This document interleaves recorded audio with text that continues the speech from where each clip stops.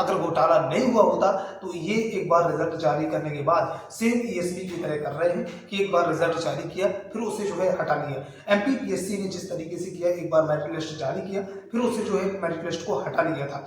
इसी तरीके से मैं आप सब लोग बताना चाहता हूँ कि जो लोग इस बात को लेकर भी खुश हो रहे हैं कि हमारा जो है मेरिट लिस्ट में हमारा नाम आ गया था, भले ही हटा लिया दोबारा से आ जाएगा, एक बात मैं कहना चाहता हूँ कि एक बात का ध्यान रखना, अगर उन्होंने हटाया, अगर उन्होंने मेरिट लिस्ट को हटाया तो कुछ ना कुछ तो बात होगी, इस बात को मेरे ध्यान रखना। और अपना रिजल्ट देखते समय इस बात का भी विशेष रूप से ध्यान रखना कि अगर यहाँ पर देखिए अगर फर्जीवाड़ा हुआ होगा तो वहाँ पर मैं बता देना चाहता हूँ कैसे पता चलेगा। आप लोग पता ऐसे चलेगी कि जैसे ये लोग रिजल्ट दोबारा से जारी करेंगे, अपनी जो है वेबसाइट पर डालेंगे, जिस तरीके से उन्होंने हटाया है दोबारा से डालेंगे, तो कोई किसी न किसी बच्चे का ऐसा होगा जिसका नाम मेरिट लिस्ट में अभी तो था लेकिन आने वाली मेरिट लिस्ट में, नई मेरिट लिस्ट में अगर नाम नहीं है तो इस बात का बिल्कुल भी 100% ये सोच लेना कि घपला तो हुआ है, घोटाला तो हुआ है, नहीं तो ये करते ही नहीं। एक बात मैं आप लोगों से पूछना चाहता हूँ, आप मुझे बताओ जो है एमपी बिजली विभाग वालों कि तुम मुझे बताओ कि तुमने 15 मई को जो है रिजल्ट जारी करने के लिए एक नोटिस दिया था कि नहीं दिया था ना?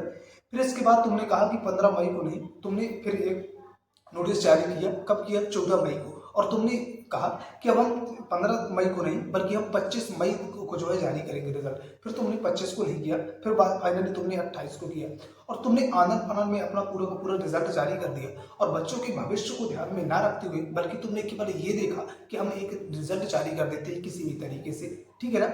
तो मुझे ये बताओ, और तुम बच्चों सबसे मैं कह रहा हूँ मेरे भाई, तुम मुझे ये बताओ कि अगर इन्होंने इतना टाइम ले लिया तो क्या 2-3 दिन और नहीं ले सकती थी? और हमेशा ये जितनी भी संस्थाएं हैं मध्य प्रदेश की, चाहे वो ईएसबी हो, व्यापम हो या फिर ये यहाँ तक कि यही संस्था जिसने बिजली विभाग वाले, हमें तो इस पर पूर्ण भरोसा था। मैं खुद बोलता था कि नहीं ऐसा यहाँ पर नहीं होगा क्योंकि ये टाइम टू टाइम सब कुछ करवाता है, ईएसबी की तरह नहीं करेगा। लेकिन मुझे लगता है कि ये ईएसबी से भी घटिया निकल जाएंगे, यही सच्चाई है।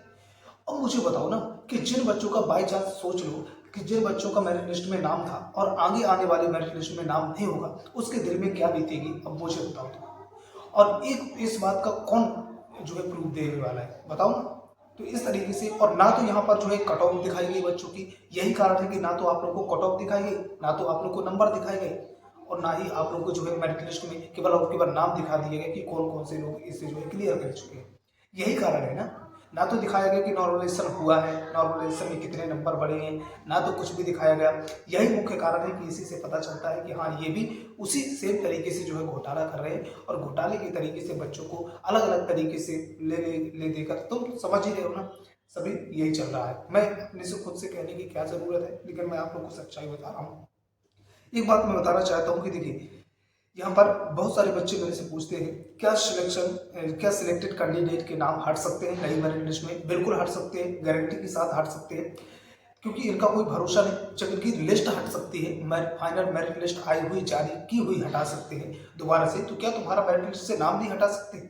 इधर उधर से जुगाड़ नहीं कर सकते? बिल्कुल हो सकता है। इस बात को बिल्कुल भी चिंता कहा नहीं जा सकता कि नहीं होगा। बिल्कुल आप लोग का जो है नाम मेरिट लिस्ट से हट सकता है और बिल्कुल आप लोग जो है फिर से बेरोजगार हो सकते हैं परीक्षा देने के बाद भी, रिजल्ट आने के बाद भी। इस बात का विशेष रूप से याद रखना। दूसरी बात, बच्चे मेरे से पूछते थे क्या कट ऑफ जारी नहीं होगी? तो देखिए कट ऑफ जारी होना होता तो ये लोग कर चुके होते, लेकिन ये लोग तुम्हें कट ऑफ दिखाना ही नहीं चाहते। अब पता नहीं कि ये करते क्या है। आगे आने वाले समय में कट ऑफ अगर जारी कर भी देंगे और तुम्हारा नाम मेरिट लिस्ट नहीं देगी तो तुम कर भी क्या सकते हो? इनका कुछ उखाड़ भी नहीं सकते, समझ रहे हो ना? तीसरी बात ये कि क्या फर्जीवाड़ा हो सकता है? बिल्कुल फर्जीवाड़ा हो सकता है मेरे भाई, बिल्कुल, क्योंकि हर एक एग्जाम के अंदर आप लोग देखते ही आए और फर्जीवाड़े का तो पहला प्रतीक तो यहीं पर लग गया है, इनका प्रतीक चिन्ह। और कि भले ही ना भी हुआ हो लेकिन इस बात को जो है ये तो पता चल ही गया कि मध्य प्रदेश की हर एक संस्था में इसी तरीके से होता है। किसी पर भरोसा और विश्वास करने वाला कोई भी संस्था नहीं बची है, क्योंकि आप मुझे बताओ कि इतनी बड़ी संस्था है, इन्हें सोचना चाहिए कि लाखों की तादाद में बच्चों ने फॉर्म भरा है और बच्चों ने पेपर दिया है, तो कम से कम उनके भविष्य को ध्यान में रखते हुए तुम अच्छे तरीके से पहले जांच लो कि रिजल्ट आखिर क्या देना है, कैसे देना है। तो उस संस्था में बैठे हुए इतनी बड़ी संस्थाओं में क्या तुम्हें ये भी नहीं पता कि बच्चे का रिजल्ट किस तरीके से जारी करना है, किस तरीके से मेरिट लिस्ट बनानी है, क्या करना है क्या नहीं करना है? क्या भाई है, तुम भी खुद ही बदनाम होना चाहते हो, बच्चे बदनाम नहीं करते, कोई बदनाम नहीं करता, तुम खुद बदनाम होना चाहते हो। ईएसबी से भी तुम गिरे निकल गए भाई, है? क्या बात कहेंगे? तीसरी बात, विभाग में क्या जो है टीचर जो बता रहे हैं कि विभाग में हमारी बात हुई है, मैं तुम लोग को बता देना चाहता हूँ कि ये टीचर ये टीचर जो आकर तुम्हें बताते हैं कि हमारे विभाग में बात हुई है, तुम मुझे बताओ कि ये लोग बस यही बात करते रहते, तो विभाग में अगर इनकी जो है बात होती है तो ये लोग यही टीचर क्यों नहीं बोलते कि तुम ऐसा रिजल्ट जारी करो। जब इन्हीं की बात होती है और इनकी जो है पता है कि किस तरीके से रिजल्ट आता है, तो क्या इन्हें बोलना नहीं चाहिए कि ऐसे नहीं, ऐसे रिजल्ट जारी करो? बोलना चाहिए कि नहीं?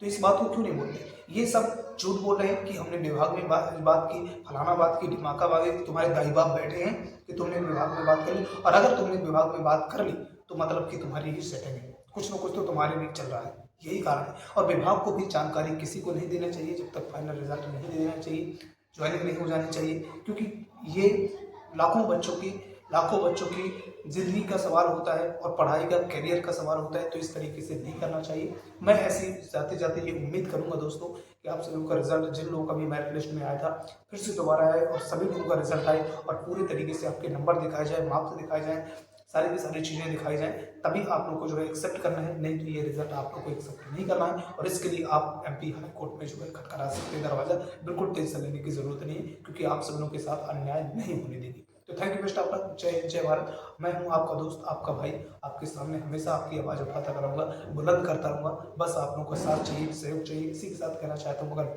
वीडियो में लगा हो कि सहयोगजनक जानकारी है तो मुझे प्लीज़ करके वीडियो को ज़्यादा से ज़्यादा शेयर करें लोगों के पास, और चैनल को सब्सक्राइब करें, ताकि इसी तरीके की ऑथेंटिक जानकारी मैं आप लोग को देता रहता हूँ और इसी तरीके से मैं आप लोग का साथ सहयोग बनाए रखूँगा।